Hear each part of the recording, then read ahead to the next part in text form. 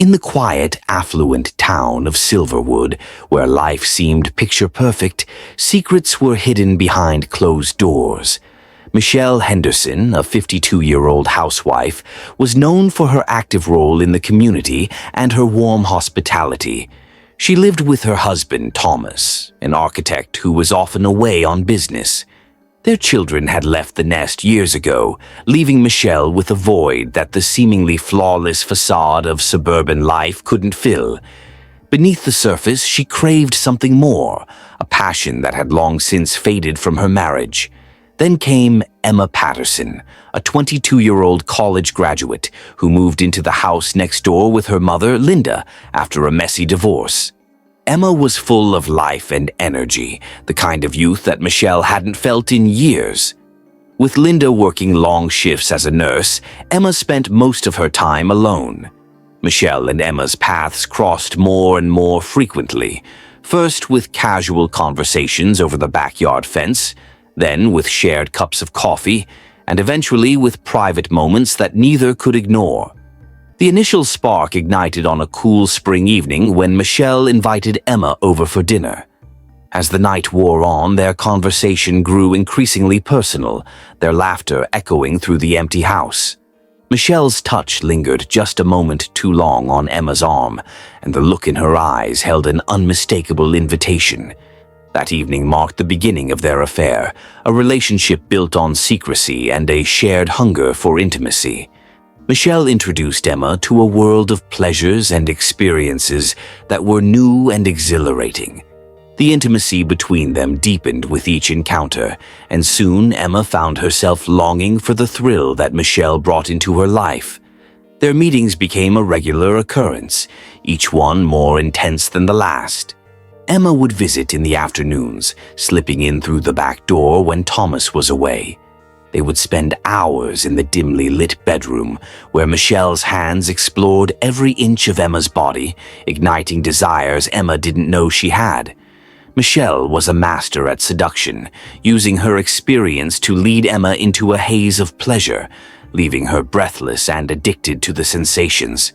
For Michelle, this affair was more than just physical satisfaction. It was a lifeline. She was captivated by Emma's youth and beauty, which gave her a sense of power and control she hadn't felt in years. But as her feelings for Emma grew, so did her obsession. Michelle became possessive, demanding more of Emma's time and attention. She would shower Emma with gifts and affection, drawing her in deeper with every touch, every kiss. As summer approached, Michelle's possessiveness began to show. She grew jealous when Emma spent time with her friends or spoke about any other relationships. What had started as a thrilling escape from her mundane life was quickly turning into a dangerous infatuation. Emma noticed Michelle's behavior changing. She became more intense, almost desperate at times. Yet the pleasures Michelle provided were too intoxicating for Emma to resist. She was addicted, unable to pull away, even as a faint sense of dread began to creep in.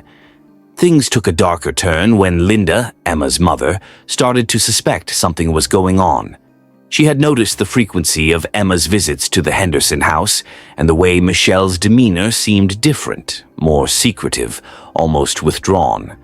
One afternoon, Linda returned home early from a double shift at the hospital. As she stepped inside, the sight that met her eyes was like a punch to the gut. Michelle and Emma, tangled together on the living room sofa, in an embrace that left nothing to the imagination. The confrontation that followed was explosive. Linda was livid, not only at Michelle for what she considered a betrayal of trust, but also at Emma for getting involved in such a scandalous affair.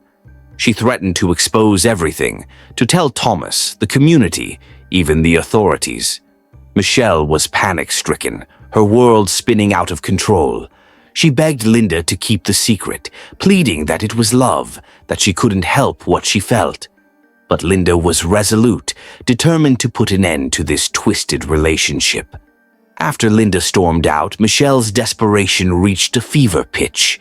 She couldn't let it end like this, couldn't let everything fall apart.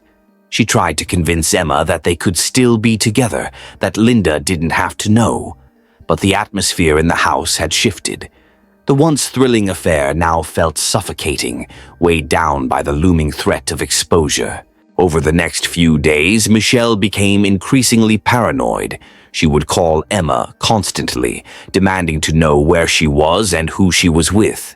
She showed up at Emma's house unannounced, pleading for reassurance that Emma still wanted her. Emma, caught in a whirlwind of conflicting emotions, found it hard to distance herself from the relationship, despite knowing that Michelle's behavior was growing more unstable. Linda, now suspicious of every move, started watching her daughter closely. She didn't trust Michelle and suspected she might try to manipulate Emma into continuing the relationship. Emma, feeling the pressure from both sides, was torn between her loyalty to her mother and her complicated feelings for Michelle. The once exciting affair had become a dangerous web of lies and deceit, one that was beginning to unravel faster than either of them could control.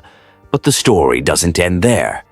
In the days following Linda's discovery, the relationship between Michelle and Emma began to unravel under the weight of fear and desperation. Emma, torn between guilt over her mother's outrage and her complicated feelings for Michelle, tried to distance herself. But Michelle refused to accept that the affair might be over. She had tasted the forbidden passion and craved it desperately, clinging to Emma with a newfound possessiveness. Linda, determined to protect her daughter, threatened to expose everything. She was furious, not just at Michelle for what she saw as a betrayal of trust, but also at Emma for becoming involved in such a scandal. Linda confronted Michelle on multiple occasions, each time warning her to stay away from Emma and vowing to report the affair to the authorities if it didn't stop. Linda even began making arrangements to move out of Silverwood, believing that a fresh start in a new town was the only way to shield Emma from Michelle's influence. Michelle couldn't bear the thought of losing Emma.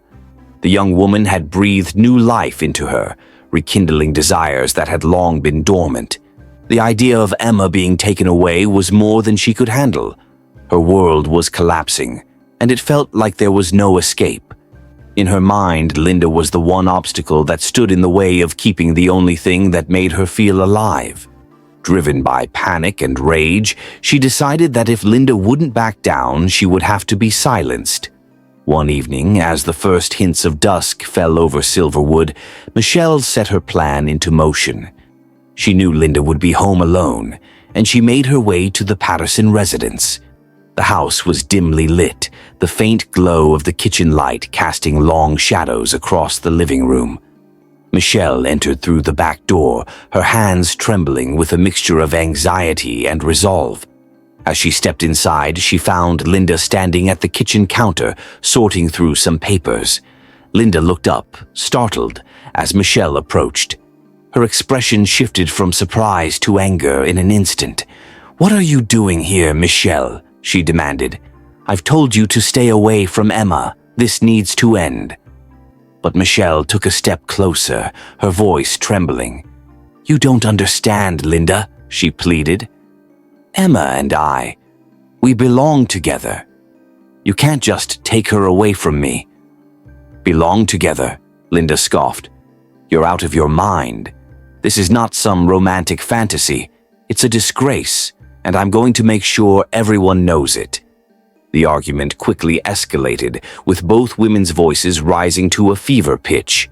Linda's accusations hit Michelle like a barrage of blows, calling her a manipulator, a predator who had taken advantage of Emma's youth.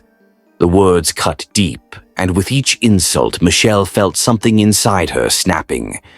The fear of losing Emma, the rage at being called a monster. It all surged through her like a violent storm. Without thinking, Michelle grabbed a heavy glass paperweight from the table. "You don't get to take her away from me," she screamed, her voice ragged with desperation, as she swung the object toward Linda's head. The impact made a sickening thud, and Linda stumbled backward, clutching the side of her head as blood began to stream down her face. For a moment, everything seemed to freeze. Michelle's heart pounded in her ears as she watched Linda stagger, her eyes wide with shock and pain. But it wasn't over. As Linda stumbled toward the phone to call for help, Michelle's panic escalated to a fever pitch. She couldn't let Linda make that call. In a blind frenzy, she grabbed a nearby kitchen knife. The blade gleamed in the dim light, and before she could fully process her actions, Michelle lunged forward, stabbing Linda repeatedly. Each thrust of the knife seemed to pierce not just flesh, but the last shreds of her own sanity. Linda collapsed to the floor, gasping for air as life slipped away from her. The bright crimson of her blood pooled around her, staining the white tile beneath her. Michelle stood over Linda's body, panting, her hands and clothes covered in blood. The reality of what she had just done settled over her like a crushing weight. She had crossed a line from which there was no return. There was no way to undo what had just happened. With her pulse racing, Michelle's thoughts turned to survival. She needed to cover up the murder, make it look like a burglary gone wrong. She began to stage the scene, smashing a window and scattering items from drawers to make it appear as though an intruder had ransacked the house. She even dragged Linda's body closer to the door, positioning her as though she had been attacked while trying to flee. The chaos she created was frantic and hurried, but it was the only thing she could think to do. Once she was satisfied that the scene looked convincingly staged, Michelle fled the house, taking the knife with her. She drove to a secluded spot by a nearby river and threw the weapon into the water, watching as it sank below the surface. She returned home, trembling and exhausted, and immediately scrubbed the blood from her hands and arms. She burned her clothes in the fireplace, watching as the flames consumed the fabric. But no matter how hot the fire burned, she couldn't shake the feeling that the horror of what she had done clung to her like a second skin. The following morning, the residents of Silverwood awoke to shocking news. Linda Patterson had been found dead in what appeared to be a botched burglary. The entire community was in a state of disbelief, unable to reconcile the violent crime with the safety of their quiet town. But as police began their investigation, it didn't take long for suspicions to arise. The signs of the break-in seemed staged. The window had been broken from the inside, and several valuable items had been left untouched. It wasn't adding up. Meanwhile, Emma was overcome with grief and guilt, haunted by the knowledge that her relationship with Michelle had played a part in the tragedy. As she tried to make sense of what had happened, she found herself recoiling from Michelle's attempts to comfort her. There was something unsettling in the way Michelle spoke, an emptiness in her voice, and a darkness in her eyes that Emma hadn't noticed before. Unable to bear the weight of the secret any longer, Emma decided to go to the police. She told them everything about the affair, Michelle's possessiveness, and the escalating threats from Linda to expose their relationship. Her confession led the investigators to reopen the case with a fresh perspective, focusing their attention on Michelle.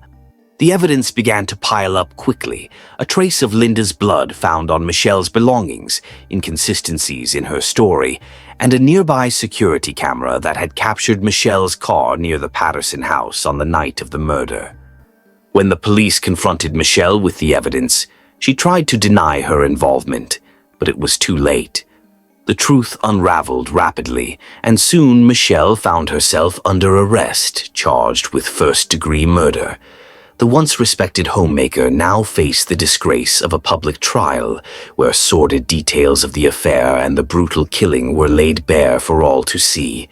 The community watched in stunned silence as the truth of Michelle's double life came to light. In the courtroom, Michelle sat stone-faced as the jury found her guilty on all counts. She was sentenced to life in prison without the possibility of parole, her future now reduced to a bleak existence behind bars.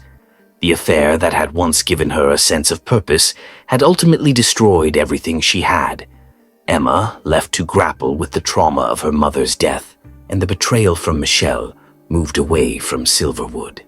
She couldn't stay in the place where her life had been shattered.